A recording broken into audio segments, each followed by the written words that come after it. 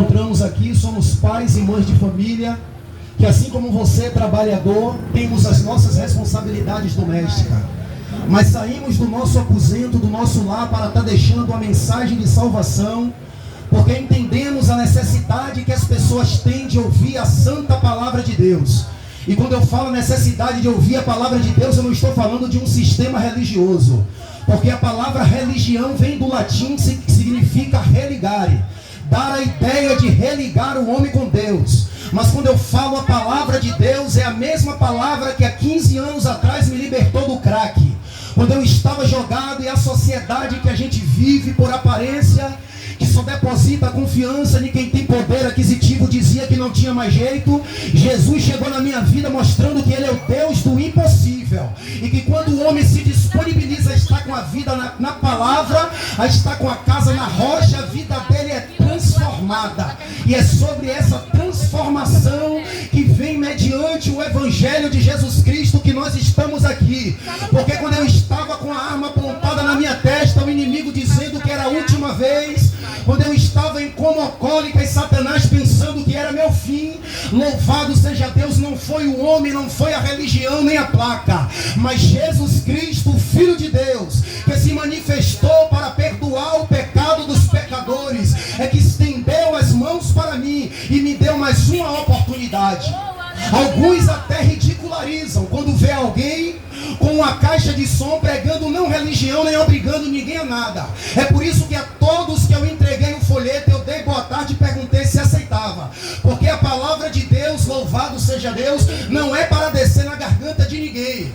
A palavra de Deus não é como um saco de batata vendido na Ceasa, que no início da manhã é R$50, no final da tarde ninguém compra, baixa para 30. É nós que precisamos entender o valor e a suficiência que tem a palavra de Deus. Jesus disse: eis que estou à porta e bato.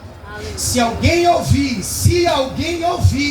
e tem muitas pessoas nessa tarde ouvindo a palavra de Deus, não é do homem. E você vai perceber que nós não vamos falar nem em nome de placa aqui. O nome que estamos mencionando, que vamos mencionar, é o nome do Deus que a maioria diz que crê. Mas nós precisamos entender que a nossa fé, ela precisa estar em concordância com o nosso comportamento. Porque se nós dissermos que cremos, se nós dissermos que acreditamos, que temos um Deus, aí fica fácil.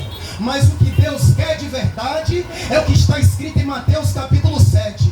Todo aquele que ouve a palavra de Deus e não pratica, Jesus disse que é comparado como um homem que edificou a casa sobre a areia, que veio as tempestades, veio a chuva, veio as tribulações, e levou aquela casa porque foi edificada na areia. Assim Jesus comparou somente os ouvintes, mas aqueles que sabem o que Deus tem não tomam uma decisão.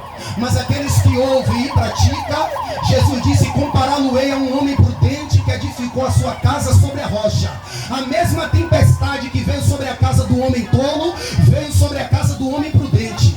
Mas o que fez a diferença foi que a casa do homem prudente estava edificada na palavra. É a palavra de Deus que muda a vida do homem. É a palavra de Deus que faz do homem uma nova criatura. E se a palavra de Deus estiver presente na tua vida, você será uma pessoa feliz, você será uma pessoa em paz. E louvado seja Deus. E a Bíblia diz que em uma das suas tardes missionárias, havia Jesus passando pelas regiões de Cafarnaum, e havia um homem que estava com seu servo doente. E ele chegou até Jesus e disse: o meu criado está em casa doente. Jesus disse: eu vou curá-lo. Aquele homem já tinha a resposta que ele queria. Ele poderia abandonar Jesus, porque quem sabe, como muitos de nós, só queremos a cura, só queremos o livramento. Mas aquele homem, reconhecendo quem Jesus era, ele não queria só a cura para o seu criado. Ele queria reconhecer que Jesus era Senhor da sua vida. Ele queria adorar, e ele disse: mestre, não sou digno que entre na minha casa, mas manda apenas com uma palavra. E esse é o efeito que tem a palavra poderosa de Deus. E se você entender que só basta uma palavra, e ela você está sendo liberada nesta tarde, faça como o centurião. Guarde a palavra. Soberano e eterno Deus, Senhor dos céus e da terra, ó Deus de Abraão, Deus de Isaac, Deus de Jacó, Neste momento, ó Pai, estamos aqui no bairro de Cajazeiras para liberar uma palavra de bênção, uma palavra de libertação. Meu Deus, assim como a tua palavra diz que o Senhor pegou um evangelista de uma região povoada em Samaria e levou para o deserto por causa de alguém que estava ali com o coração aberto para aceitar o evangelho, meu Deus, é assim que nós estamos aqui por causa de quem sabe uma pessoa, mas que queira um compromisso contigo, pedindo que o Senhor adentre em cada lar de cada ouvinte, meu Pai, que abriu o coração, que desejar que o Senhor entre e liberte, Senhor, o filho, liberte cada um de nós, Senhor, porque nós sabemos o quanto que temos a melhorar diante de Ti, a nos aproximar de Ti. Abençoa os comerciantes, os feirantes, abençoa os trabalhadores que estão voltando para os seus lares, os que estão indo trabalhar, abençoa os desempregados, repreende todo o mal sobre esta comunidade, Senhor, e que a Tua palavra, ela possa prevalecer em nossas vidas, em nome de Jesus. A irmã Edilene.